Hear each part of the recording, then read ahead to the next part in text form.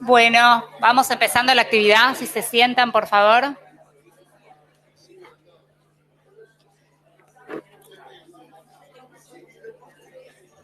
Bueno, hola, buenos días. Les pedimos, por favor, que tomen asiento. Así vamos empezando. ¿Qué tal? Bueno, con esta mesa de diálogo vamos a empezar la actividad del mes de mayo, cuyo título es, por favor, si pueden hacer silencio, cuyo título de la actividad de mayo es El dolor de existir y lo oracular en los post-millennials, casos Hamlet y Edipo. Esta mesa en particular lleva como título Hamlet y Edipo, la depresión juvenil y el desorden de la familia actual. Los ejes de trabajo son lo variable y lo invariable del modelo edípico, causas y efectos de la pérdida del sentimiento vital, la relación al padre, Hamlet y Edipo hoy, familias ensambladas, adoptantes y disfuncionales. Bueno, los colaboradores del mes de mayo son licenciada María Angélica Pacheco, licenciada Claudia Tapia y quien les habla, yo, Bárbara Badi. Los invitados que tenemos acá son doctor Hugo Lerner, miembro titular de la APA. Bueno, voy a resumir los currículums, está todo en la página web completo. Doctor Hugo Lerner, miembro titular de la APA, premio Conex en psicoanálisis y vicepresidente de la Fundación de Estudios Psicoanalíticos y autor de numerosos libros. Doctora Hilda Katz, miembro titular en función didáctica de la APA, directora del Departamento de Niños y Adolescentes. Quien será el conductor es el doctor José Fishbein, miembro titular en función didáctica y vicepresidente de la APA. Y yo voy a coordinar la actividad. Bueno, como ya saben, hay un cambio en el dispositivo, hay una novedad, y es que se desdobló el rol. Hay alguien, en este caso José Fishbein, que va a ser el conductor, que va a conducir el diálogo entre los participantes de la mesa, y yo, que voy a coordinar, que mi función es administrar la palabra y el tiempo. Les pedimos, por favor, brevedad en las intervenciones, así podemos participar todos, y se va a valorar especialmente la formulación de preguntas que faciliten el diálogo y el intercambio. Por favor, tengan en cuenta la brevedad en las intervenciones. Y bajar el volumen o apagar los celulares. Bueno, vamos a empezar.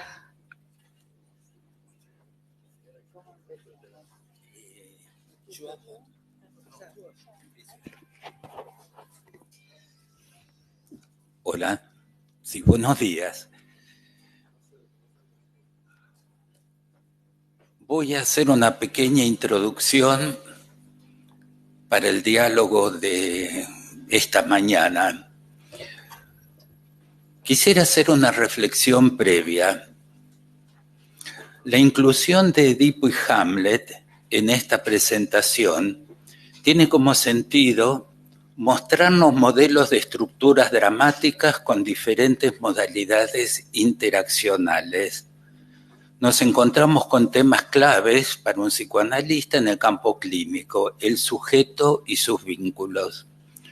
Una imagen ineludible es la de Hamlet frente a su enigma, to be or not to be, enunciado frente a una calavera. ¿Ser o no ser ante la muerte?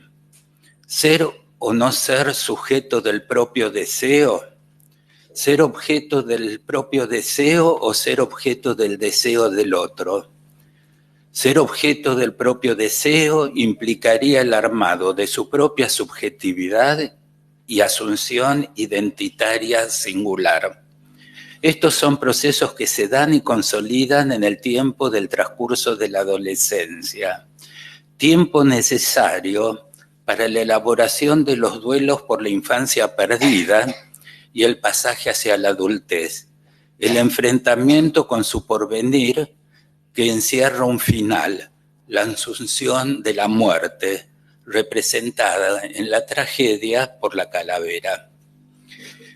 Un punto que me pareció bastante interesante es que en los tempranos escritos de Freud aparece el tema del complejo. El complejo es una estructura con diferentes componentes.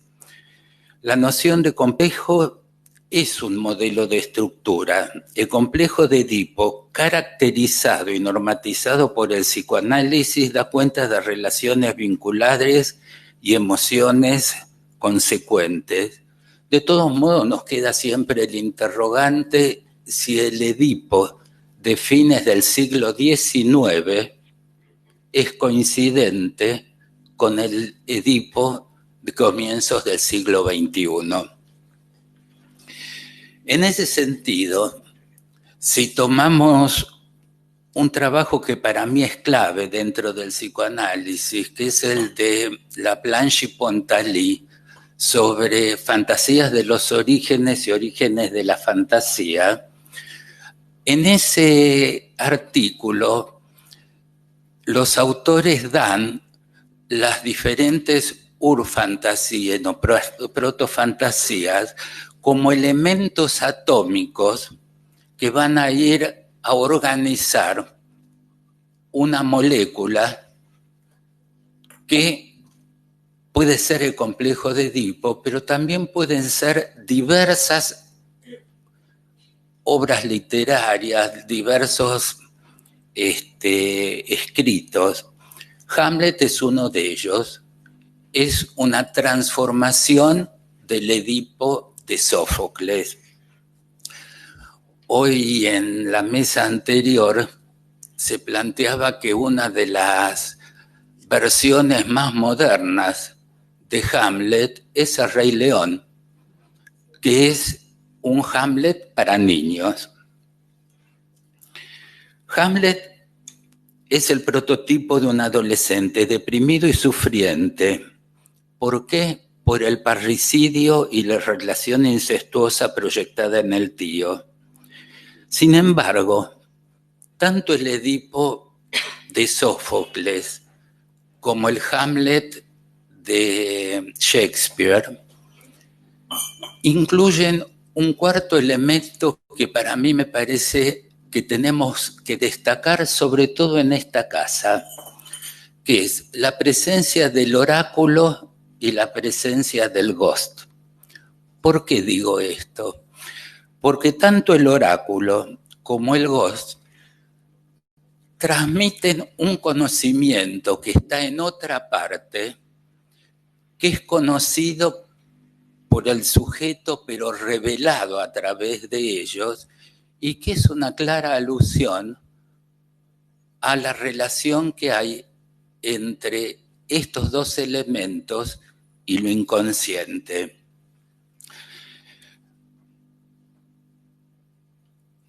El transcurrir del tiempo nos produjo y nos produce a todos nosotros cambios. Y cada cambio conlleva una cierta crisis. Y esto se ve no solamente en las marcas del cuerpo, sino también en el establecimiento de los vínculos. La entrada en la adolescencia es uno de estos momentos de crisis que implica la aceptación o el rechazo de los cambios corporales, el duelo por el abandono de los objetos de gratificación de la etapa anterior y el impulso para la búsqueda e investimiento de nuevos objetos de gratificación para el nuevo ciclo que se inicia. Un dato que me parece que tenemos que resaltar es un cambio que se da en la adolescencia, que es el pasaje de la predominancia de la transferencia materna, que de mantenerse tiene riesgos de engolfamiento o fusionales, a una transferencia paterna que implicaría la aceptación de cortes, de carencias que facilitarían la organización subjetiva como la asunción identitaria acorde a las nuevas exigencias y funciones pulsionales. Un tema que me parece que tenemos que resaltar es el interrogante si el sujeto de fines del siglo XIX es el sujeto de principios del siglo XXI. En ese sentido, han quedado bastante de lado ciertas cuestiones psiconeuróticas donde el conflicto está dado con el enfrentamiento del sujeto con la psicosexualidad hacia el estudio de la predominancia de los fenómenos narcisistas, estando el conflicto centrado entre el yo y el ideal. Desde el estudio del ideal, diferenciaríamos el ideal del yo, cuyo cumplimiento elevaría la autoestima por los logros del sujeto, con el concepto de yo ideal que implicaría la sujeción de la autoestima al reconocimiento del otro. Sobre esto escribí algunas cosas más, pero quiero ser breve. A mí me llamó mucho el tema del desorden de la familia. ¿Vivimos frente a familias desordenadas? ¿Son un rasgo de este momento?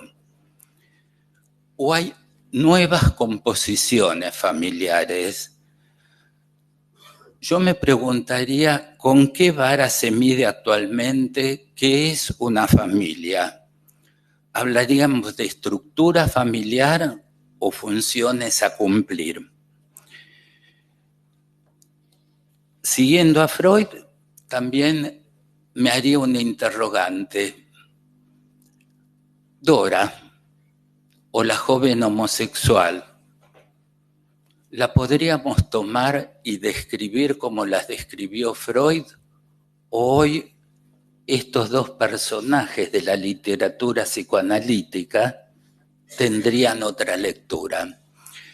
Bueno, yo con esto quiero dar por comenzado la mesa y le pasaría la palabra a Hilda.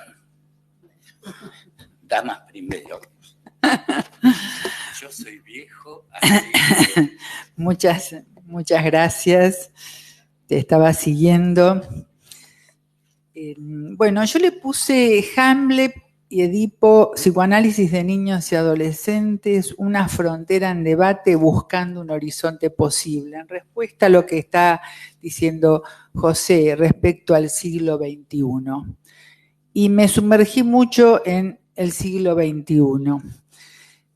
Sabemos que, digamos, Foucault dijo que el pensamiento moderno está atravesado por la ley de pensar lo impensado, de desalinearnos, de desalinear al hombre, reconciliándolo con su propia esencia, de levantar el velo de lo inconsciente, de absorberse en su silencio, o de prestar oídos a ese murmullo indefinido. Salvando las distancias, por supuesto, traté de prestar oídos a un murmullo indefinido de qué es lo que está pasando con la infancia y la adolescencia ahora, apoyándome en esta posibilidad que brinda la Secretaría Científica de hablar sobre estas cuestiones. Sabemos que el impacto de los escenarios violentos que circundan una infancia en juventud vulnerables, sensibles por definición en sus búsquedas de ambientes subjetivantes, nos compele realmente a lidiar con las formas de sufrimiento y malestar que expresan en todas sus dimensiones. Las particulares formas de desamparo, desintegración y errancia refieren a modos diferentes de experimentar en todas las clases sociales lo que podríamos llamar la marginación, el sinsentido. La caída de la eficacia simbólica de la ley paterna y sus derivaciones nos llevan a replantear la tragedia shakespeariana, Hamlet, que justamente la escribió luego de la muerte de su padre, y el mito de Edipo desde otros vértices simbolizantes. Y como dijo Lacan, un analista no puede desconocer la subjetividad de su época en la que están inmersos tanto el analista como el paciente, y que nos reclama una interrogación permanente con respecto a nuestra labor profesional. También lo decía Bion, que decía que había dos cosas que un analista no puede dejar de lado: lo obvio y la sociedad en que vive. Y así, observando nos encontramos con que hay como un ensañamiento con los más pequeños, como nos contaba la vez pasada Graciela Frigerio en el departamento, el sacrificio y el padecimiento de los recién llegados, como un particular ensañamiento hacia esta población. En estos tiempos de hipocresía o de cinismo que enmascara una cuestión muy arcaica, que es de alguna manera el odio a la infancia y sus consecuencias en la adolescencia. Bueno, ¿cómo digo yo esto? Sin ella no se puede explicar esta construcción masiva de lo sacrificable, como dice Graciela Frigerio refiriéndose a Rosolato, ¿no? Cuando dice que cada generación tiene sus sacrificados, en nombre de los que se han vuelto insoportables. Quizás esos niños y adolescentes son un espejo que los grandes quieren romper porque a ellos les resulta intolerable. ¿Cuál va a ser el porvenir sublimatorio de esta actualidad? Donde lo sublimatorio de alguna manera está como desencantado. ¿Qué va a ser de las instituciones? ¿Cómo hacemos para volver pensable lo impronunciable? Por ejemplo, la medicalización de los insoportables. Yo no sé qué tiene este chico, dice la madre. Ya no sabemos de quién es, porque es mío no es. Maltratados o reconocidos están expuestos al delirio de los grandes. El ambiente produce como un giro. O sea que ahora los que parecen no suficientemente buenos son los niños, no la madre suficientemente buena. Ese niño no es para esta escuela o esta escuela no es para este niño. O sea, tratar de pensar el modo en que se ha construido la idea de que los niños y los adolescentes se han vuelto inaguantables. Cuestión cultural, filosófica, económica, que da cuenta del maltrato pediátrico y psicológico. ¿Cómo se maneja la cuestión de la salud en el mundo? La forma apabullante de la clasificación de los diagnósticos en niños y adolescentes nos habla de una mutación impresionante, donde los niños y adolescentes se han vuelto una cosa y hay un exceso que pone en juego a la condición humana. Permanecen en la oscuridad, detenidos en el espacio transicional de sus padres, si los hay, aprisionados en el juego destructivo de una parentalidad filicida. Y sí, volvemos a Raskowski, debemos preguntarnos cómo se sostiene el proceso de filiación, que es de afiliación, porque un niño tiene que ser afiliado. ¿Cómo se sostiene cuando las alianzas caducas, se transforman, constituyen diversas y nuevas formas de vinculación? Realmente nos encontramos con estados de orfandad psíquica en los que no se puede dejar de sentir la fragilidad de ese edificio en ruinas que simboliza la parentalidad, en la mayoría de los casos que recibimos en la consulta. Los padres muchas veces no están ni presentes ni ausentes, sino con una presencia que da la impresión extraviada de una ausencia. Indiferentes donde el hijo aparece como un fantasma, hablando de Hamlet, flotando entre los dos. La época actual se caracteriza por la falta de ritos de iniciación sancionados por la cultura o ritos muy poco eficaces en cuanto a la simbolización de lo real pulsional que se impone a partir de la pubertad. Por ejemplo, nuestra cultura idealiza la adolescencia y los adultos intentan permanecer en ella como una promesa de eterna juventud.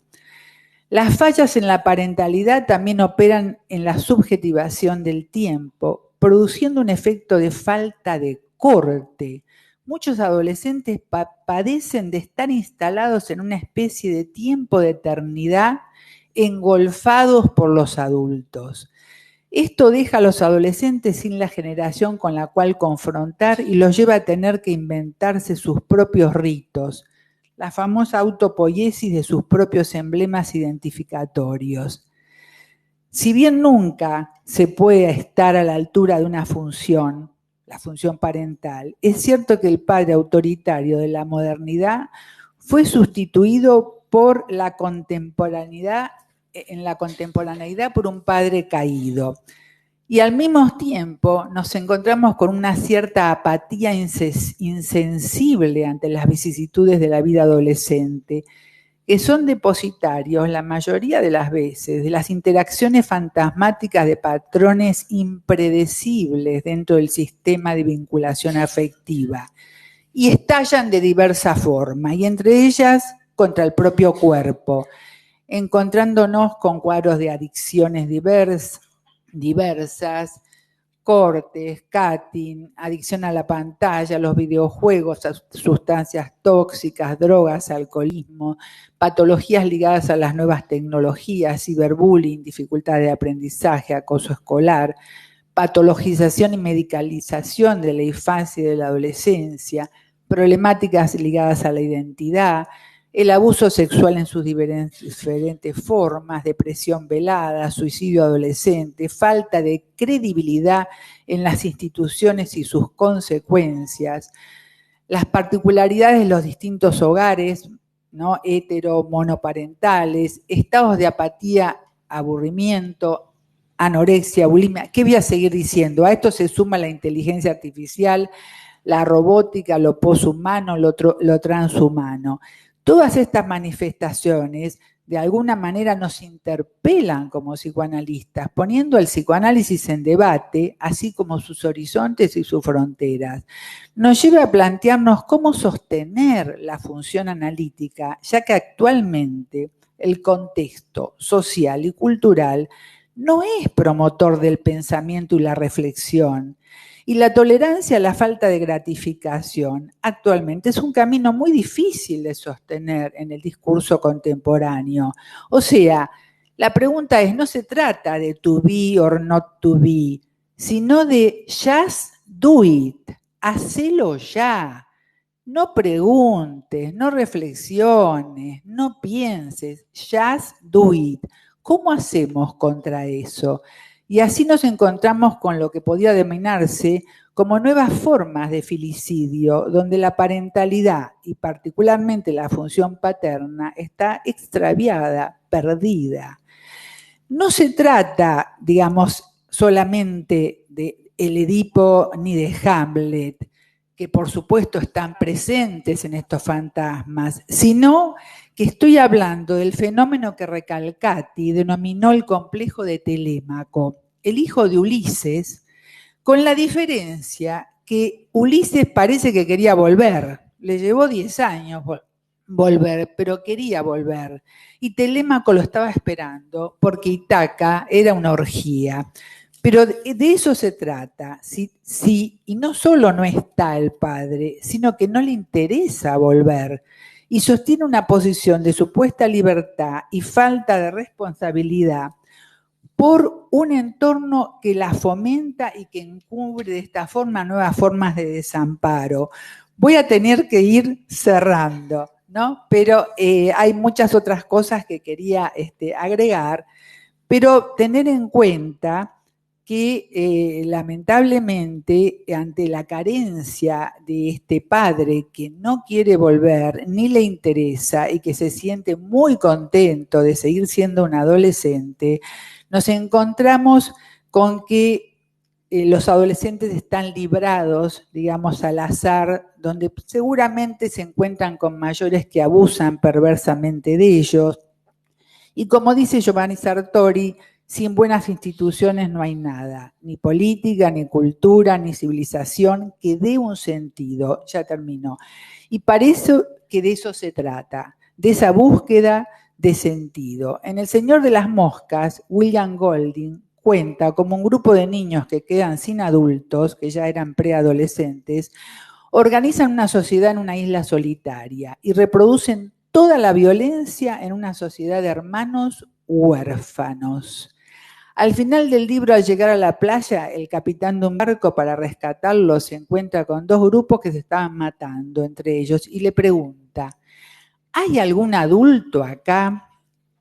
Y esa es la pregunta que todavía está pendiente, porque para que haya Edipo, Hamlet, también tiene que haber un padre, pero ¿dónde está el adulto? la función parental, si no queremos decir padre. McEwan, en su libro La ley del menor, dice al final, ese adolescente quería lo mismo que quiere todo el mundo, un sentido. Perdonen que corté mucho. Muchísimas gracias. Perdón porque me llevé un poquito más de tiempo.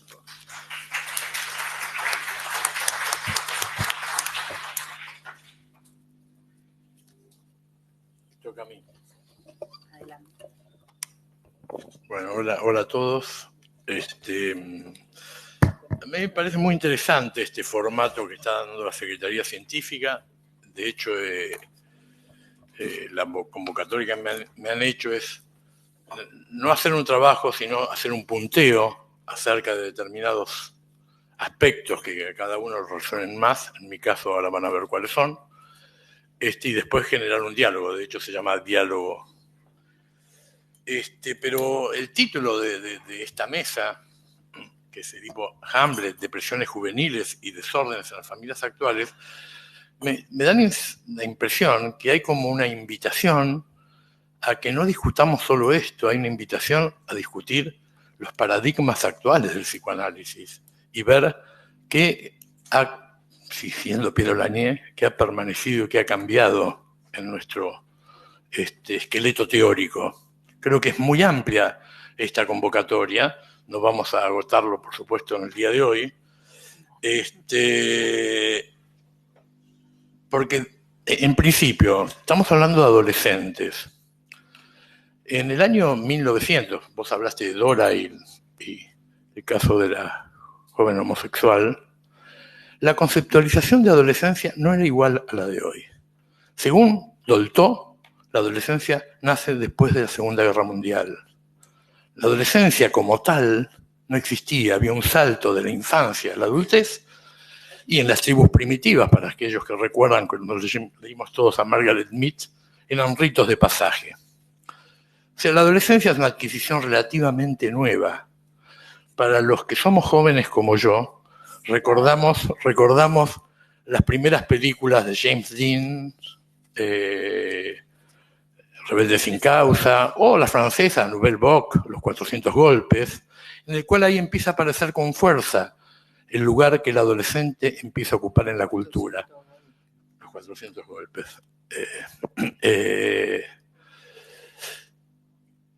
Que a mí me había impactado mucho. Yo era más chico todavía que un adolescente, pero me había impactado la película. Pero estoy señalando esto en función de cuándo hace su aparición, más allá de las ensoñaciones que uno puede encontrar en Dostoyevsky, en Hermann Hesse y demás, que cualquier adolescente ha pretendido leer, le hemos leído muchos y nos hemos identificado. Entonces eso ya nos abre un vértice para discutir acerca de las adolescencias, existieron siempre, qué son, qué está sucediendo hoy que está ocupando tanto lugar el mundo adolescente. Otro punto que yo quiero tomar es acerca de depresiones adolescentes. Yo prefiero no hablar de depresiones y prefiero hablar de tristezas y de sufrimientos en la adolescencia. Y no es un capricho. Yo creo que usar la conceptualización de depresión es un poco ya ir hacia el etiquetamiento del adolescente. Y me gusta más hablar de tristezas, aunque está devaluado el concepto. Ahora vamos a ver por qué, lo voy a tratar de desarrollar un poco. Porque en realidad no se puede esperar otra cosa que no haya tristeza y sufrimiento, porque en la adolescencia se transita un duelo. Hay un duelo por el cuerpo de la infancia que ha quedado atrás, un duelo por el lugar que ocupaban los ideales, que eran los padres, una ruptura y un desgarro muy fuerte de la salida de esa situación endogámica y en busca de sus otros significativos que van a empezar a funcionar como otros que tienen que sustituir ese ideal del yo que ocupaban los padres hasta ese momento. Inevitablemente esta ruptura, este desgarro contra el ambiente protector. Estamos hablando, por supuesto, ahora me voy a meter con otro tema, de un adolescente, por supuesto, clase media, porque si tenemos que abarcar qué es lo que sucede en clases más sumergidas, creo que esto, o en otras culturas, es diferente. Entonces, repentinamente el sujeto sale al mundo, el yo se siente totalmente convulsionado, tiene una dificultad para el reconocimiento de su propio esquema corporal, como decía Freud, el yo es ante todo cuerpo, y el yo estaba sustentado por identificaciones que hasta ese momento les servían como sostén identitario. La ruptura y el duelo es una apertura hacia búsqueda de nuevas figuras identitarias. Como dice Piero Lanier, la adolescencia, la tarea central es iniciar, si bien se inicia el día cero de la vida, lo que va a ser el trayecto identificatorio. Y ella señala una cosa que a mí me gusta mucho, que es el momento crucial en el cual el adolescente tiene que tratar de reconocerse entre quién era, quién es y quién va a advenir, que es un trabajo arduo.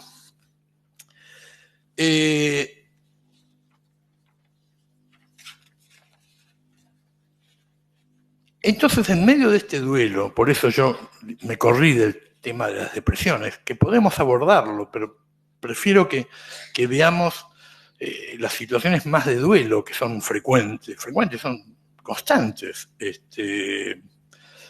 Y si lo tomamos como duelo, y en el sentido más estrictamente freudiano, hay que dejar que se tramite y no hay que catalogarlo.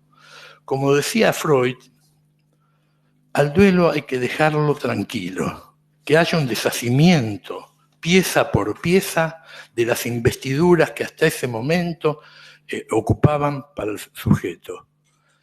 Una vez que esas investiduras vuelven, por eso aparece, y ustedes lo habrán visto en todos nuestros hijos cuando pasaron la adolescencia, el retraimiento, el encierro en el cuarto, el enojo, la confrontación, hay deshacimiento de las investiduras que en ese momento ocupaban los padres, hasta que empieza a investir, como dice Freud, nuevas figuras que empiezan a funcionar dentro de su caudal representacional y su caudal identitario.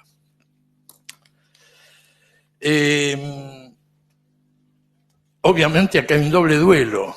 Está el duelo del adolescente y el duelo de los padres, que no fácilmente aceptan la renuncia del lugar que ocupaban hasta ese momento y se generan enfrentamientos lógicos. Muchas veces dependerá de cómo se tramita el narcisismo cada uno de los padres de esta situación, pues están perdiendo una figura en la cual uno es idealizado.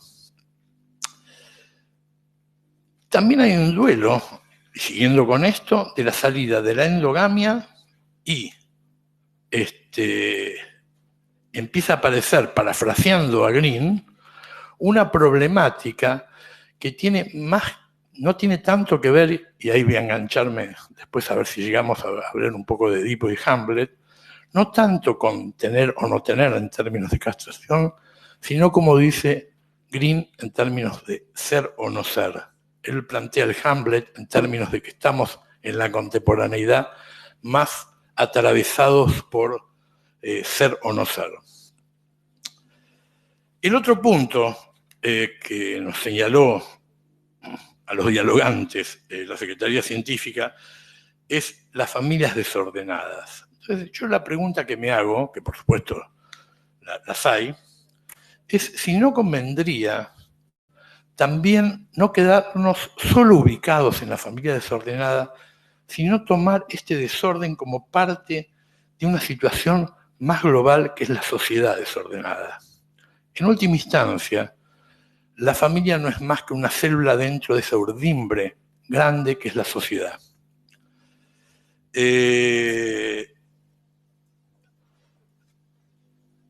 Los argentinos tenemos de sobra ejemplos para ver los desórdenes, hiperinflación, terrorismo de Estado, situaciones de conmoción, falta de...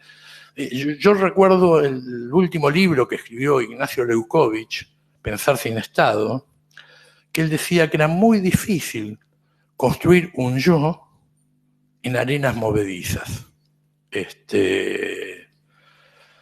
Con lo cual yo concuerdo. Entonces me parece que también habría que jugar para no quedarnos nada más que en la situación familiar. En última instancia no me estoy apartando mucho de el lugar que Freud le dio al vasallaje de la realidad al yo. Pero aquí es como una invitación a que pensemos de qué manera la situación actual, la situación social actual, interviene en estos desórdenes. No hay duda de que, como decía Elizabeth Rudinesco, que la familia está en desorden. Ahora, estos desórdenes, ¿a qué se deben? ¿Por qué está desordenada según ella? Y con lo cual yo concuerdo. Creo que los modelos familiares han cambiado. Están conmocionados de acuerdo a un modelo familiar que uno tiene internalizado casi como un ideal, que es muy diferente a los modelos familiares que tienen incorporados los millennials, por ejemplo. Y aquí hace, de alguna manera, puente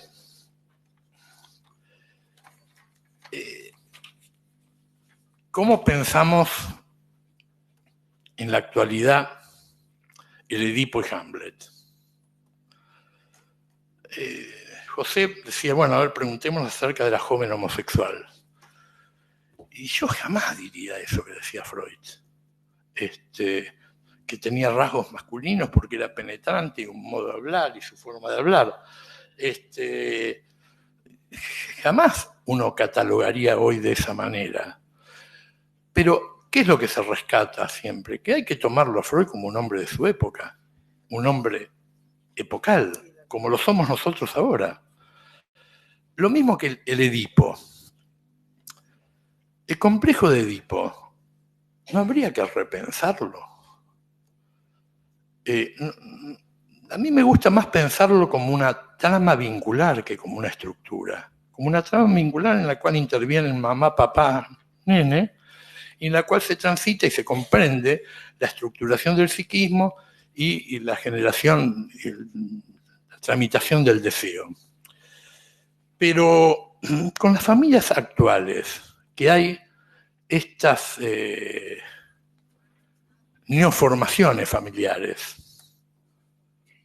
¿podemos pensar de la misma manera? ¿Cómo? Yo no tengo respuesta. Por eso, como es un diálogo, es una invitación a ver si entre todos arrimamos el bochín.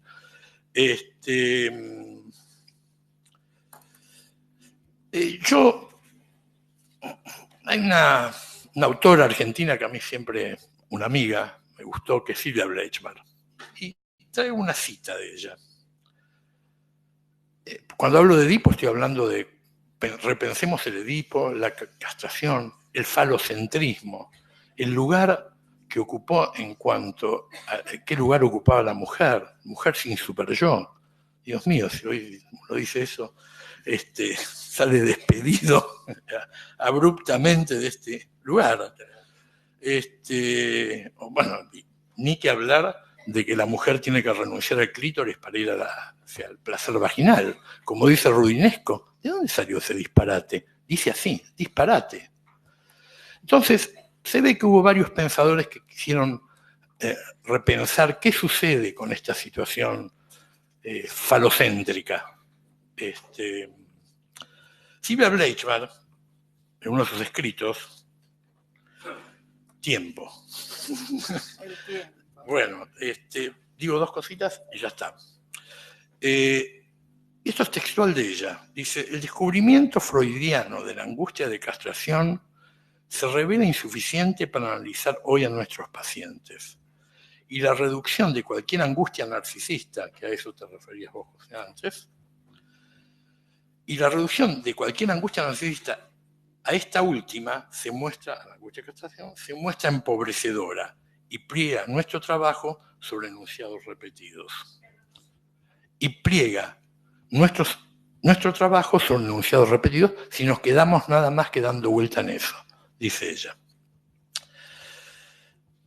Leticia Grosser Fionini, también se preguntó, dice, ¿qué es el Edipo? ¿Es un mito, una narrativa? ¿Es una estructura? ¿Qué es? ¿Es historizable o no historizable? Dice ella. Y con mucha lucidez se plantea cómo hacemos para hacer interactuar el Edipo de forma clásica con el lugar de la mujer, la feminidad, las diversidades sexuales, la subjetivación, si usamos la subjetivación sexuada nada más que usando una narración edípica. El problema es caer en algo dogmático y hermético, y ahí termino.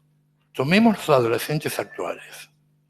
Los adolescentes actuales es muy cool la bisexualidad. Yo amo el amor, a mí no me interesa si es hombre o mujer, y eso anda muy, muy bien. Es muy mal visto. ¿Cómo entendemos esa situación? ¿Lo vamos a entender nada más que dando, que creo que ocupa un lugar, ¿no?, el tema de la bisexualidad, sin ninguna duda? ¿O viendo cómo fue la resolución del complejo de Edipo?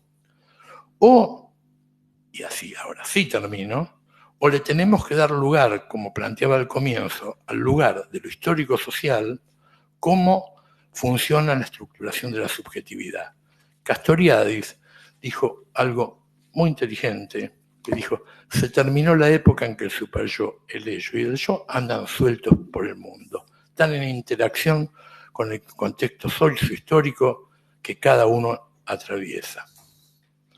Cerré.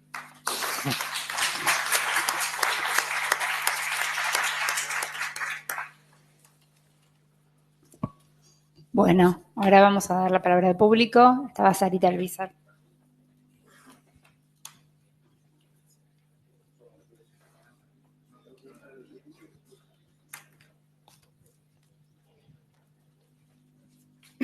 Bueno, realmente felicito a la comisión, a la Secretaría Científica por haber traído el tema adolescencia a este lugar.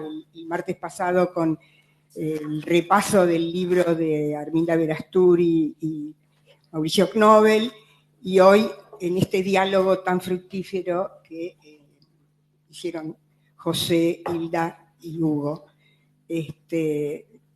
En función de la brevedad, son muchos los temas que podría mencionar que son importantes tratar, pero en función de la brevedad me voy a dedicar a algo que se dijo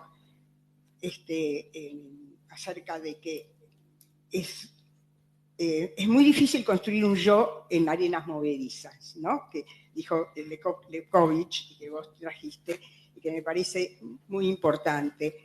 Lo cual hace que entonces las adolescencias tengan ese límite tan impreciso entre lo normal y lo patológico, porque hay como un límite impreciso, ¿no? Porque una adolescencia que parecía que se iba a plantear como algo patológica termina bien siempre y cuando tenga un ambiente familiar que respalde ese movimiento, cosa que muchas veces no lo tiene.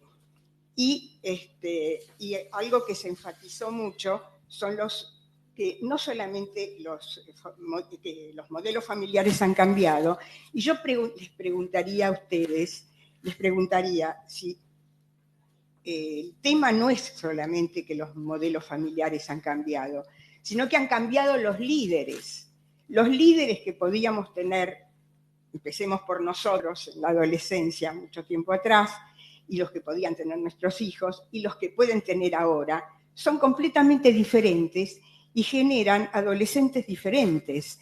Es decir, los líderes que podíamos tener nosotros eran maestros que nos inspiraron, profesores, gente alrededor, donde quizá poníamos mucho el énfasis en el conocimiento. En cambio, actualmente, por favor, ya termino, cierro justamente. Los líderes actuales, una época pudo ser Maradona o puede ser una modelo, y eso gracias, cambia, Sarita, sí, gracias. Cambia las cosas. Ana, la pregunta. ¿estabas anotada? Gracias. Bueno, felicito a la mesa, realmente dos muy buenas exposiciones, muy interesantes. Quería, entonces, bueno, en principio un comentario, pregunta, en relación al título de la mesa. La depresión juvenil y el desorden de la familia actual. Entonces la pregunta que a mí al menos se me impone, quiere decir que si hay desorden, hay también orden. ¿Y cuál sería el orden en ese caso? ¿Referido a qué? ¿A la familia actual? ¿A la familia pasada? ¿A la sociedad?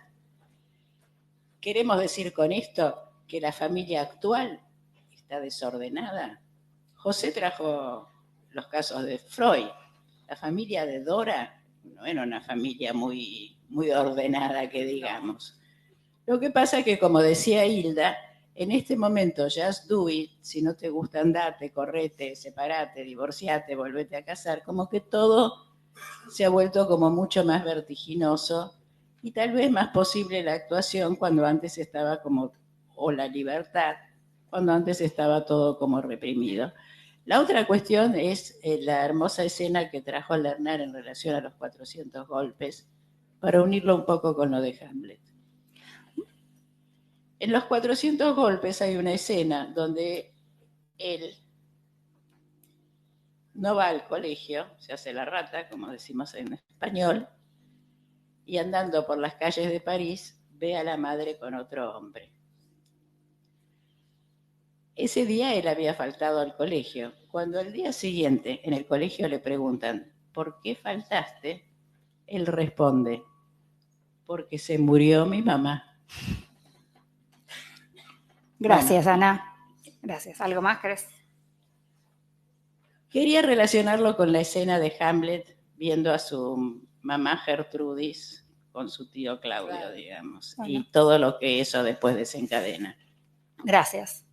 Marta Mosner. Bueno, agradezco la posibilidad que me dan para pensar estas ideas. Si yo tuviera que ser un adolescente y tendría que escuchar todo lo que se dijo de la adolescencia, no la atravesaría. Pensaría que es un precipicio horroroso. Pienso en Metamorfosis de la pubertad y pienso en la importancia que Freud le da a la recuperación en la adolescencia de lo que quedó sepultado por el complejo de Edipo. Recuperar lo que fue la inhibición de la masturbación, ¿no? Y poder masturbarse libremente sin que nadie objete más que el super yo. Y la aparición de la posibilidad del enlace exogámico con chicas y chicos. Eso da una fuente de placer enorme. Entonces, ¿de qué adolescencia estarían hablando? En todo caso, del lugar analítico que tiene que tener el terapeuta de reconectar a los pacientes adolescentes con esta fuerza pulsional, que por X motivo no se produce la reconexión, pero fantasía inconsciente que aparece en la adolescencia, los ídolos, dice Freud, no son sino los padres de la primera infancia. Entonces dice, no se quejarían tanto los padres si supieran esa verdad. Entonces, quisiera hacer una recuperación de lo pulsional en relación a lo vivencial y al plus de placer. Y otra cosa, una sola cosa. Breve, por favor. Sí, una sola cosa más. Las arenas movedizas de las que hablan, donde se tiene que escribir el yo, una cosa es pensarlo como semen, como erección, como flujo, como todos esos sentires que aparecen en donde el yo tiene que encontrar esas salidas y aceptar más allá del sentimiento de culpabilidad, o la filosofía. Gracias, Marta. Gracias. Vamos a volver a la mesa, si quieren decir algo. Y después vamos a hacer otra ronda de preguntas y comentarios. Sí, cómo no. ¿Cómo no? Yo quisiera retomar algo que dijo Hilda.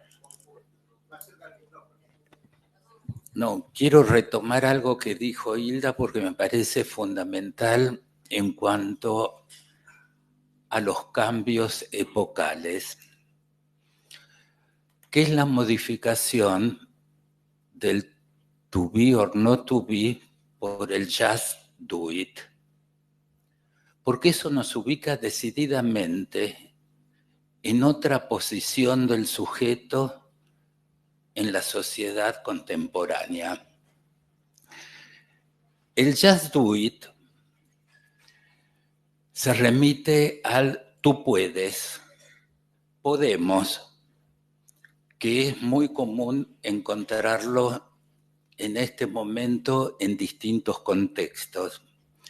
Pero eso también marca un cambio en la posición del sujeto que ya no duda frente a sus pulsiones y a su interior, sino que tiene que insertarse en una sociedad positivista donde lo importante es cumplir con el mandato del otro.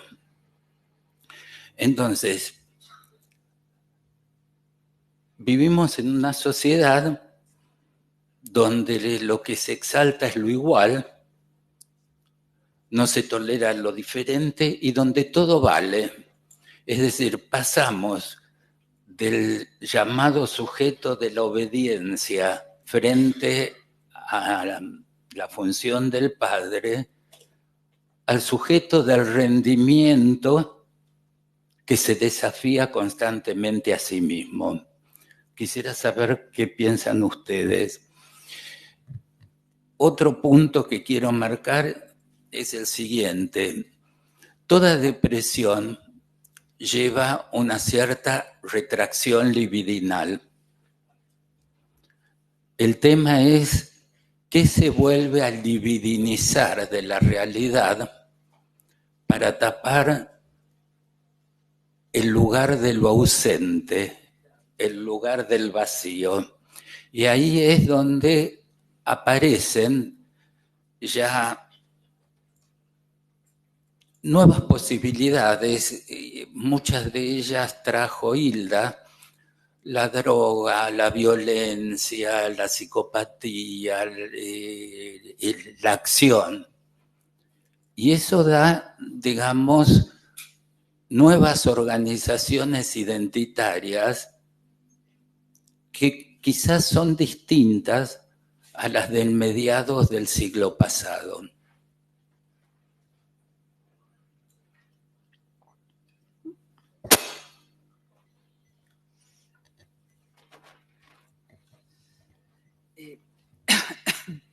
Se me escapan las preguntas. Se me escapa la pregunta. Sí, yo puedo. Bueno, ahí me la trajiste. Claro, porque digamos que el planteo, digamos, que yo hice es un poco decir, bueno, el Edipo no sabe, Hamlet no puede, pero ¿dónde está el padre? ¿A quién matamos? Si el padre es un hermano. Si ahora lo más progre es el colecho, ¿no? Y los chicos se quedan en la cama, el colecho, y siguen ahí. Las lactancias, ahora está de moda la prolongada, o sea, hasta los 4 años, más o menos. Entonces, ¿dónde está ese no? ¿Dónde está el tabú? ¿Dónde está la prohibición? Bueno, ellos mismos crean sus propios emblemas, perdón que voy a lo que vos decís, identificatorios. Entonces tenemos las marcas en el cuerpo, que vienen a ser las marcas del dolor, de esos déficits, digamos, de identificación, de los déficits parentales. Ellos mismos se hacen las marcas, hacen sus emblemas, hacen sus grupos, se ponen la marca, se ponen un apellido, cuando ¿dónde está el padre para matarlo? No está, aparte ni le interesa. Entonces, a lo que yo voy, a lo que vos decís, por supuesto, Marta Mosner nos habló cuando las cosas más o menos se fueron dando, ¿no? Bien, pero no está pasando eso. Los chicos están buscando un padre a quien matar y no lo encuentran. Y lo que plantea José es que está la moda de hazlo por tú mismo, autosanación, está la moda del uno, ¿no? Donde la alteridad es desconocida o hay un borramiento del semejante y de la semejanza. No lo digo yo, sino también lo dice Ferida, ¿verdad? Hay filósofos que lo dicen. Es decir, entonces está la entronización del uno, ¿no? Just do it, todo lo podés hacer. Pero en el fondo de esto, a mi entender, la tristeza, como dijo Hugo, la tristeza está. Y se la ve en la apatía de los adolescentes, se la puede percibir, digamos, a diario. Yo siempre recuerdo, digamos, que un monólogo de Vittorio Gassman, de un monólogo de Pasolini, donde hay un padre que se ve que había tenido muchas dificultades con su hijo, y hace todo un monólogo porque está esperando al hijo. Y él nunca había estado como padre, pero él lo está esperando. Y el hijo no viene. Y al final dice, yo quería que vengas, aunque sea a matarme, pero que vengas. Así termina el monólogo de Pasolini, como que todos sabemos la historia de Pasolini, ¿verdad? O sea, que yo creo que estamos girando en torno al padre y también en lo que vos decís, José, en torno también al deseo, que Marta lo planteó, digamos, muy bien, pero ¿cómo se constituye ese deseo cuando no hay función parental? Donde ahora, por ejemplo, la prohibición es ser vegano. Entonces esto no se puede, ellos mismos hacen sus prohibiciones, no comer esto, no comer el otro, no tomar esta leche. Ellos mismos inventan cosas como para que haya algo, algún tipo de, algo de que agarrarse, algún tipo de prohibición. Digamos, hacia ese lado es donde yo me dirijo, trayendo, digamos, a Hamlet y a Edipo a la actualidad. Edipo estaría buscando al padre por todos lados, sería más bien Telémaco, pero no Telémaco que espera a Ulises y Ulises quiere volver. Y Hamlet, ¿para qué te vas a poner a pensar? Ya matate o matalo, pero ya do it, ¿no? Es decir, quise traer estos extremos como para hacernos pensar, porque realmente hay una urgencia en esa franja etaria que tiene la mayor cantidad de accidentes en el mundo, no solamente en nuestro país, que además nuestro país está atravesado por los desaparecidos, está, digamos, podemos decir, agujereado por el filicidio de filiaciones desconocidas, de niños que siguen desapareciendo a diario. Es decir, y esto lo vemos todos los días, o sea que todo lo que quedó de los señores de la guerra sigue estando presente también. Bueno, en este concierto tan complicado y aunque parezca oscuro, reconozco que también está lo que dice Marta Mosner, ¿no? Otro tipo de posibilidad. Claro, acá me dice justamente José, algo que genere negatividad, ¿no? Es decir, si el padre es un hermano y que lo carga a la madre y también provoca la caída de la eficacia simbólica materna porque se burla de ella y hace alianzas con el hijo, ¿dónde está alguna negatividad que genere alguna posibilidad de corte para salir de ese engolfamiento perverso con padres que no quieren ser padres, parentalidad que no quiere asumir la parentalidad? Por eso hablaba de nuevas formas de filicidio. Bueno, a ver, vamos a tratar de hacer un peloteo con todas las intervenciones de ustedes. Sarita, cuando vos planteás que los modelos cambiaron y cambiaron los líderes, sí, cambiaron los líderes, pero no es ni mejor ni peor. A mí hay una frase que no me gusta, que es todo pasado fue mejor. Hay un libro que se los aconsejo que lo lean, a mí en los últimos años me genera mucho más enriquecimiento psicoanalítico ensayos de no psicoanalistas. Realmente soy honesto. Y hay un librito que leí que se llama Pulgarcita, que es de Michel Serret, que es un filósofo francés que vive, muy viejito. Y Pulgarcita le puso al libro por el uso de los pulgares en el iPhone. Estoy tirando un chivo yo. Teléfono, un smartphone.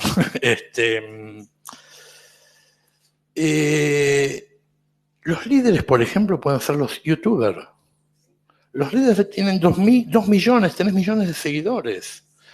A mí, que yo en general he discutido esto en otras mesas, los adolescentes no leen. Yo creo que leen de otra manera. Salió en La Nación el otro día una estadística que del 25 al 30% de los libros que se venden es literatura juvenil. Eso es a nivel mundial. Y que el fenómeno fue Harry Potter. Entonces creo que para entender a la adolescencia o nos corremos de los modelos propios e históricos y nos zambullimos de lleno a lo que es la situación contextual, por eso soy tan castoridiano yo, ¿no? O estamos en problemas. Ana, yo me acuerdo de esa escena, pero también hay otra escena. Cuando mata a la madre, él después se encierra en el cuarto a fumar, sentado. Mirá cómo me vino a la memoria esto, no sé cuánto hace que no la veo. Que se tira en la cama, se sienta y se pone a fumar, que era como un acto de crecimiento. Muerta la madre, va hacia lo que simbólicamente significaba para él pasar a la adultez, que era el cigarrillo. Una interpretación psicoanalítica, pero bueno, y masculinidad, sí. Y yo no estoy de acuerdo con que si un adolescente escucha lo que estamos hablando, diría, no quiero ser adolescente. De hecho, lo que más sucede en la actualidad es que todo el mundo quiere ser adolescente. Y se ha adolescentizado la sociedad, uno ve padre e hijo que se visten igual, pantalón chupín, esto de otro, y o sea que hay como una cultura en la cual lo adolescente está valorizado y lo viejo está defenestrado. Y en cuanto a que los ídolos, sí, los ídolos, vos planteás, son los padres de la infancia, hasta cierto momento. Cuando se sale de la situación endogámica y se va hacia afuera, el ideal del yo lo empiezan a ocupar los otros significativos, que son en general el grupo de pares. No nos olvidemos ni que hablar si aparece un enamoramiento. Freud decía que el ideal del yo, entonces no era la fascinación amorosa, el enamoramiento y el lugar del hipnotizador. En la adolescencia, si se da una situación de enamoramiento, homo o heterosexual, no importa, ese otro empieza a ocupar el lugar del ideal.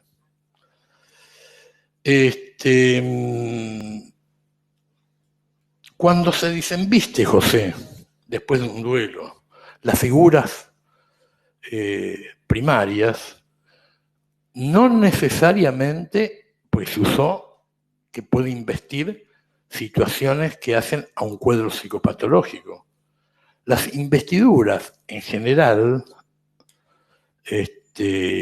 para no hablar solamente de patología, es hacia la barrita, hacia la tribu, hacia el grupo de los otros significativos. Las tribus urbanas no son grupo de locos que andan por ahí. Tienen un significado.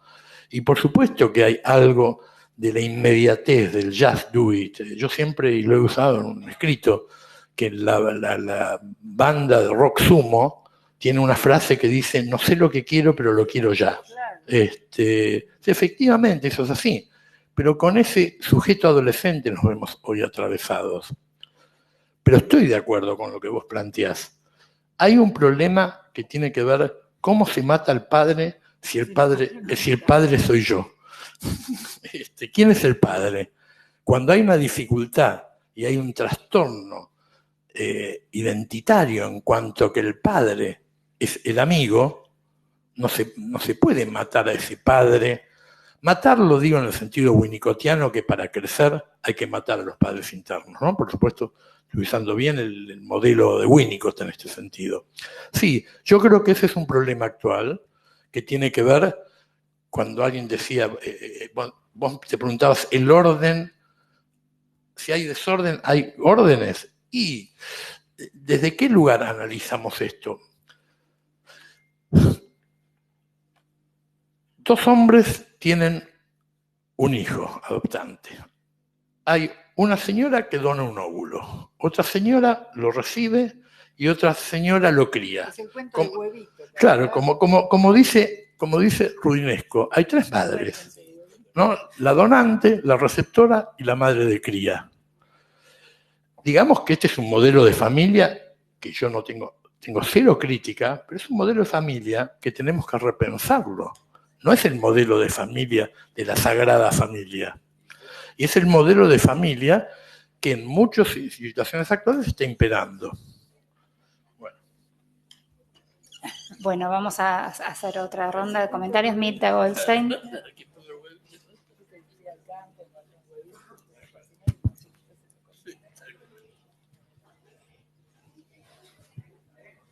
Bueno, en principio les agradezco todo el trabajo que se tomaron, tanto a esta mesa como al taller que precedió a esta mesa.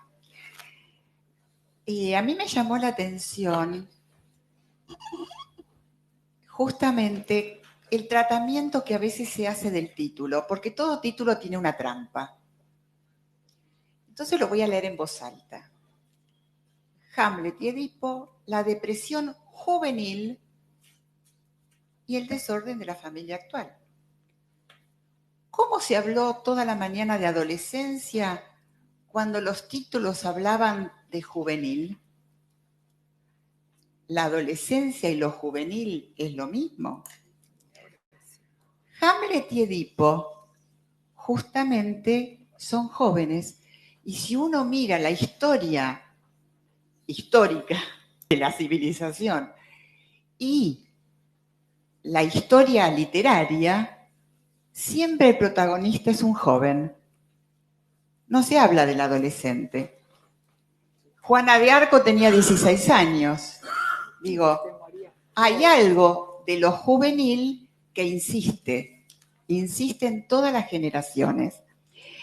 En este sentido, Hamlet y Edipo fueron juntados así, también con una intención. Ambos pertenecen a lo que hoy llamaríamos familias ensambladas. ¿Qué chico que hoy va a la escuela no tiene en lo real una familia ensamblada? Porque el tío de Hamlet será tío, pero es también un nuevo hombre para su madre, ¿no? Digo, hay ahí también un ensamblamiento de lo sanguíneo y lo cosanguíneo, tema que hoy de alguna manera abordó José Saobaler en el taller. Yo no soy apocalíptica, no pienso que haya algo apocalíptico, digamos, dentro de...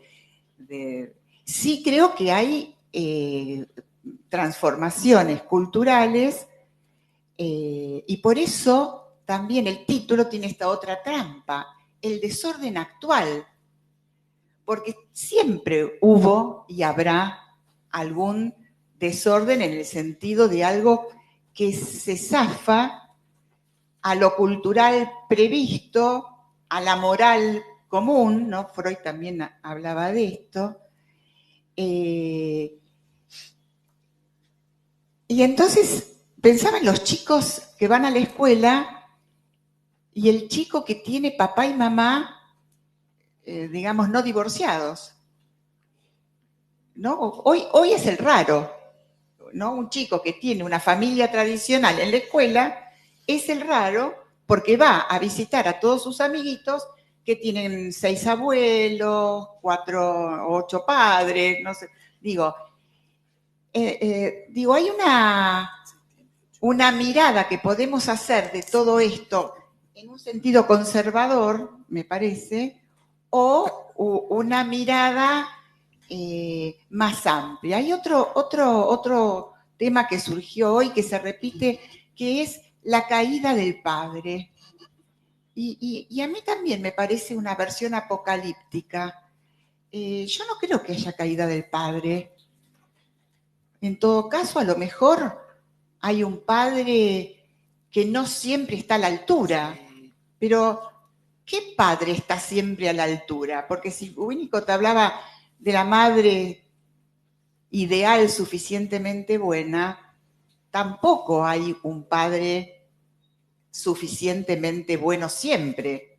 Digo, hay ahí algo que a veces nos cuesta como poner en relatividad, diría, ¿no? ¿Cómo Gracias, relativizamos? Mirta. Gracias, Bueno. Mirta. Paloma.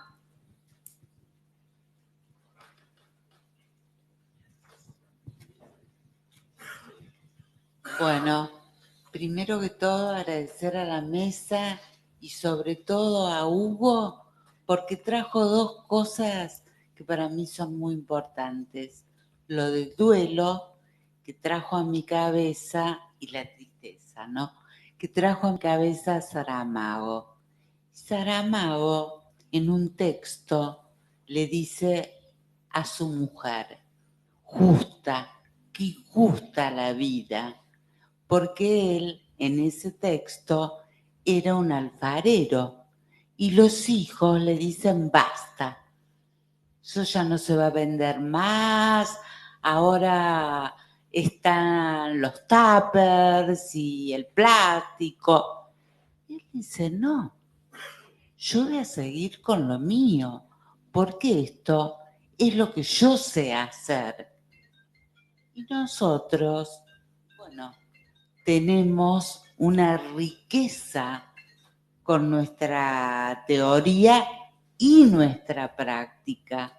Entonces, indudablemente va a haber desórdenes, como decía Mirta, pero eso no significa que no podemos volver a nuevos órdenes, que serán mejores, peores, no lo sabemos, pero no podemos tener esa visión negativa. Gracias. Porque hoy los jóvenes son muy creativos. Gracias, Paloma. Antar.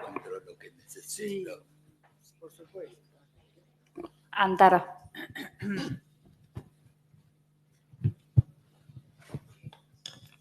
Hola, ¿qué tal? Bueno, me pareció muy interesante también lo que decía Mirta digamos, que hay un título, bueno, pero se han ido focalizando distintas cuestiones. Yo quería, más que todo, titular, porque son varias cosas. Una de ellas es como un viejo tema, que es el tema del concepto de estructura, que para la gente que trabajamos en familia nos es importante la discusión esta. En el primer Congreso Argentino de Psicoanálisis y Pareja y Familia, la discusión era estructura-historia. APA en ese momento, más que todo sosteníamos la idea de historia, aunque no era un término muy que nos convence, pero el tema es que el concepto de estructura en relación a las familias me parece que trae algunos, o por lo menos tiene en ciernes algunas dificultades. A veces puede estructurar justamente. Entonces, ver cómo podemos pensar las familias de una manera más dinámica. Este es un punto. Otra de las cuestiones es, y coincido con Hugo en el sentido que generalmente en muchas discusiones que surge este tema aparece flotando la idea de un todo pasado fue mejor. Lo digo, por ejemplo, estoy leyendo un libro de Sibor que es muy interesante, pero donde obviamente enfatiza el manejo de las grandes corporaciones que manejan Internet en el mundo en la cabeza de la gente, cosa que es cierto. Lo que pasa es que es una especie de mirada catastrófica en donde queda todo arrasado. Entonces, me parece que justamente cuando se habla de los adolescentes, los que están hablando de los adolescentes somos nosotros, que no somos adolescentes, adultos o adultos mayores. Entonces, tenemos que entender de que, bueno, hay un intento de, pero que no es lo mismo. Digo como para marcar unas diferencias. Y otro de los temas que en un momento... Breve, por favor. Sí. Hay varios anotados. Perfecto, No nos un queda segundo, mucho. déjame terminar de decir esto último nada más. Cuando antes se habló del clítoris, ¿no? Y que se estaba enfatizando sobre el orgasmo vaginal, etc., creo que lo que siempre queda como limitado es la discusión acerca del Edipo. Es decir, yo creo que en algún nivel la Sagrada Familia a veces también puede ser el Edipo pensado en la manera tradicional. De hecho, Freud mismo, en Introducción al Narcisismo, dejó abierto una puerta en donde dio la idea de una clínica por fuera del Edipo. Bueno, eso es mucho más jugado, pero por lo menos podríamos pensar en un Edipo no solamente estructurado de la manera tradicional. Si pensamos por fuera del Edipo ya estamos más jugados. Gracias. Te voy a leer un mensaje de Claudia Borenstein, que entiendo que es virtual, que ella pregunta si es válido mantener la idea de matar al padre en una cultura en la que se mata al otro, al diferente y al extranjero. Bueno, Paula estaba anotada. Ahí atrás, la quinta fila.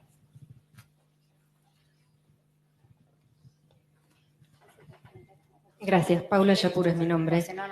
Agradecerle a la mesa y en lo que me centré y pude pensar es que el eslogan de Just Do It es un eslogan comercial y que eso me lleva a pensar en el intercambio de cosas. En vez de darle afecto al chico, se le dan cosas y que en nuestro trabajo el volver la aparición de ese afecto ordena las cosas.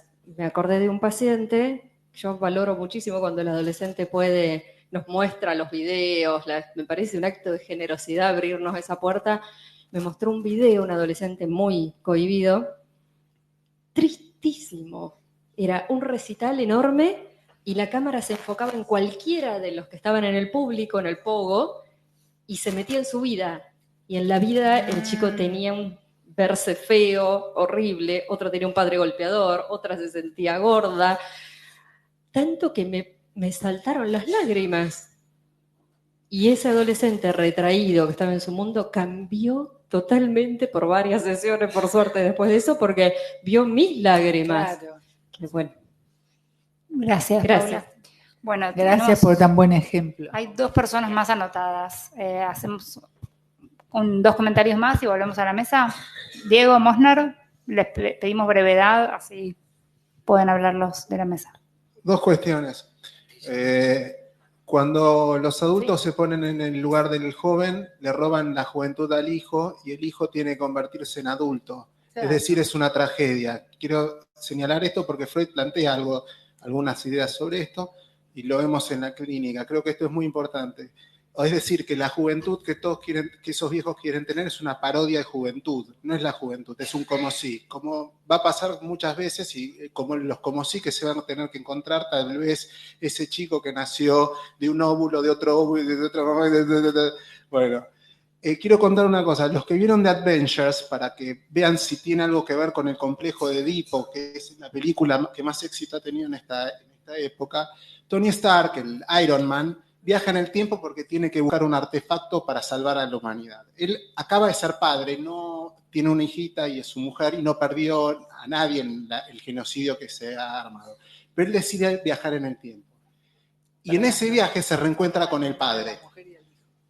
Y puede hablar con ese padre que había muerto tempranamente, lo abraza, tiene un intercambio y termina muriendo él. Es decir, tempranamente para su hijita, es decir, se repite la misma historia que tuvo él. Y todos los jóvenes están fascinados por esa historia. Thanos, el malo de la historia, tiene un bolonqui tremendo con sus 2 hijas. Ahora, yo me pregunto, ¿por qué todos los jóvenes actuales están tan enloquecidos por esto? Y yo creo que también tiene que ver con que a las respuestas donde no pudimos responder o creemos que no podemos entender del complejo de Edipo, queremos inventarles nuevas cosas, pero los jóvenes siguen interesadísimos en estas cuestiones. Lo demuestra esta película. Bueno, gracias, Diego. Alicia, y volvemos a la mesa. La mamá aplaude. Pero es verdad, muy buen ejemplo también. Está buenísimo el ejemplo. Sí, Paula y Diego. Me quedé pensando solo es una cosa en el tema de la Sagrada Familia, que no es justamente la Sagrada Familia lo que se está viendo ahora, ¿no? Y sin embargo, en la Sagrada Familia tenemos el germen de lo que se está viendo ahora, porque después de todo, ¿qué hizo? ¿Quién es José? ¿Quién engendró a María? ¿Acaso sabemos que fue José? O sea que yo creo que este drama está desde toda la eternidad. Simplemente fue necesario ubicar a un padre que en realidad era un José Nofil. Era un José que en realidad, ¿por qué no?, puso en un lugar determinado, cuando en realidad esa Sagrada Familia está mostrando ya lo que son ahora las familias que llamamos ensambladas. Es eso, nada más ese comentario. Gracias. Ahora vamos a volver.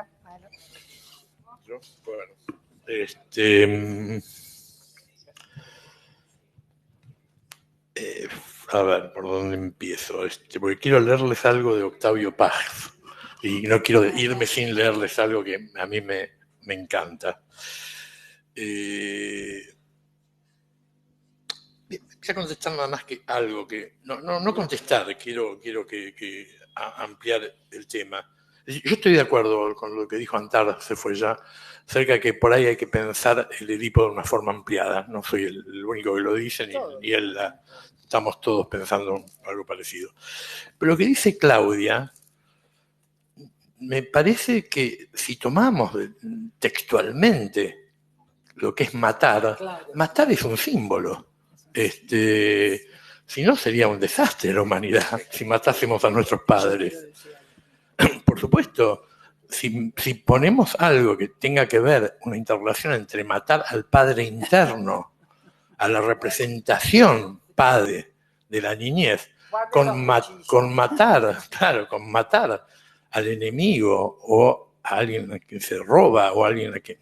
Yo creo que son dos niveles de discusión diferentes. Uno tiene que ver con lo simbólico y otro tiene que ver estrictamente con algo real. Acá hay símbolos en juego. Y eso por un lado. Y a ver, Mirta, vos me decís, hablaste de las transformaciones culturales, la familia tradicional. Y la familia tradicional cambió. No está más.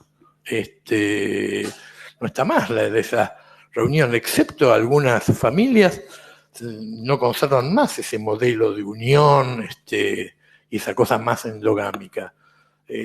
Los hijos se van, hay países en los cuales claramente se van a estudiar a otro lugar, y eso es como buscado. Nosotros tenemos que dar cuenta como psicoanalistas, y en ese sentido por eso hay que repensar, y al comienzo yo dije que la invitación a la Secretaría Científica me parece que habría un espectro a preguntarnos acerca de los paradigmas actuales y del psicoanálisis actual, que va más allá de las depresiones juveniles, Hamlet, Edipo, sino qué respuestas tenemos. Y digo esto porque, y voy a terminar porque les quiero leer esto, porque me parece que el psicoanálisis durante muchos años se retrajo.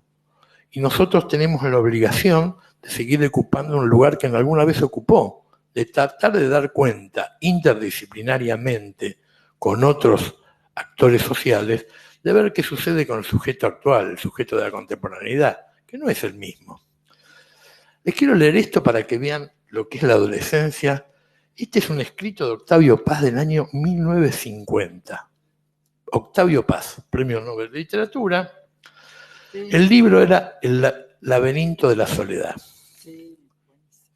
Pero mira esa frase, qué lindo que es lo que dice. Dice, es cierto que apenas nacemos nos sentimos solos, pero niños y adultos pueden trascender su soledad y olvidarse de sí mismos a través del juego-trabajo. En cambio, el adolescente, vacilante entre la infancia y la juventud, queda suspenso un instante ante la infinita riqueza del mundo. El adolescente se asombra de ser. Escuchen lo que dice. Y al pasmo sucede la reflexión. Inclinado sobre el río de su conciencia, se pregunta si ese rostro que aflora lentamente del fondo, deformado por el agua, es el suyo.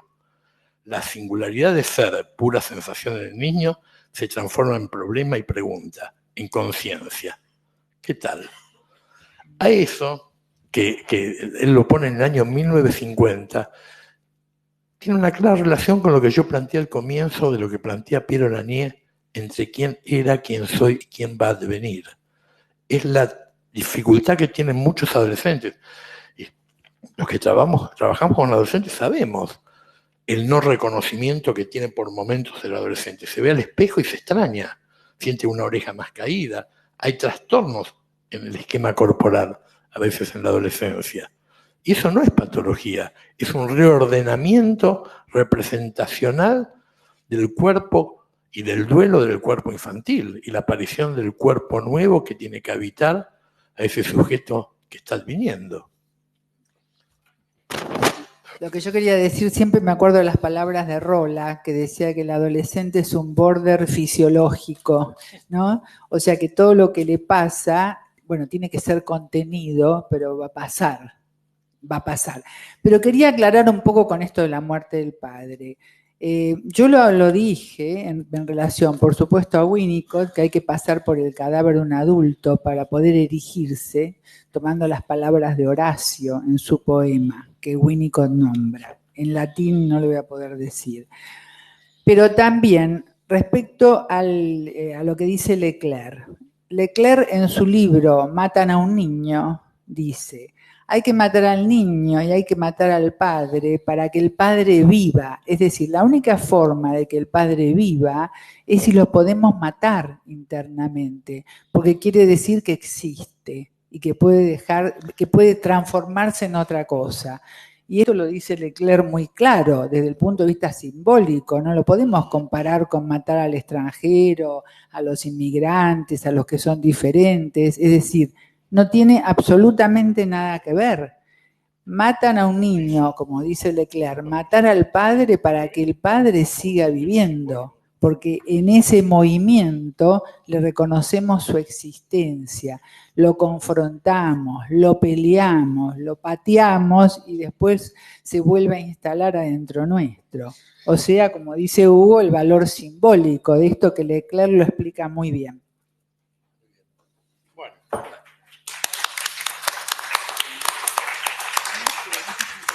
Gracias. Sí, porque si no, me cuchillas van a salir de acá armados.